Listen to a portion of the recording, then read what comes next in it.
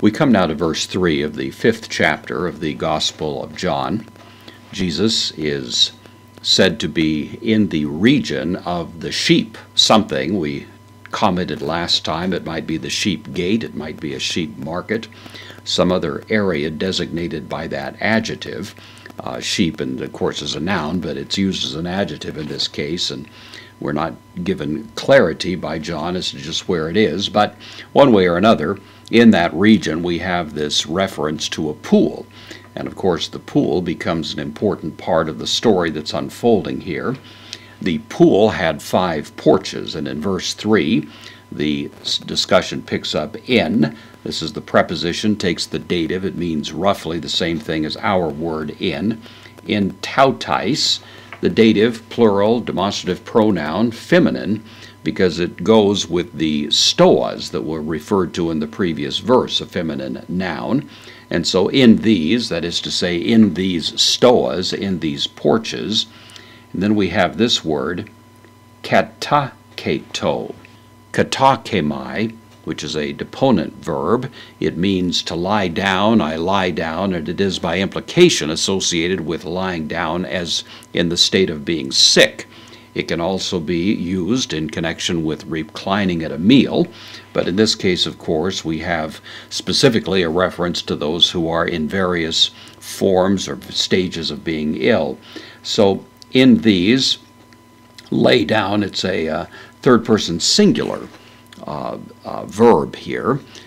It's in the middle voice and it's imperfect, so there were laying there in that region. Now the masculine noun, singular, plethos, a multitude, and the multitude is described tone, genitive plural, asthenoon. Asthenoon is from astheneo. It means to be diseased, to be impotent in various forms, to be sick, and so on. The basic idea of it is to be made weak. And so this participle now, genitive participle, we hear is descriptive of the crowd of those who were in a state of being weak or sick. And then several words are used to give specific descriptions of these. The first of these is the word taphlon, genitive case. This is the verb or the noun taphlos, which means to be blind. The next one is kolon. This is from kolos. It is typically translated halt. It has the idea of limping or being crippled or halt or lame. And then finally we have the word zeron. This is from zeros. It has the idea of being arid, and by implication, therefore, shrunken. And this is, of course, used to describe someone who is withered, maybe a withered limb, a withered arm or leg, that sort of thing. There is, of course, in the original King James, additional words that are part of this verse, plus a verse 4, which is absent from most modern translations because it is very clear that this was added much later and is not part of the original text of John's Gospel. It has to do with an angel coming down from heaven, disturbing the waters and giving them healing power.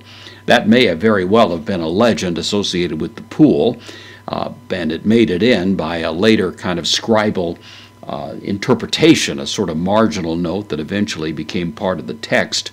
But textual research, of course, in more recent years has made it quite clear that that was not part of the original text here. So what we have is a pool, and we have a good number of people who are gathered there who are in various states of maladies of different descriptions, and they are waiting, at least apparently, for the healing effects of these waters, presumably based on a legend that an angel might show up occasionally and disturb the waters and give them healing effect. This creates the context now, of course, in which we have the story unfolding of Jesus encountering the man who was here at this pool waiting for that disturbance of the waters, presumably, and that becomes at least part of the response he gives when Jesus raises the question to him soon enough, does he want to be healed?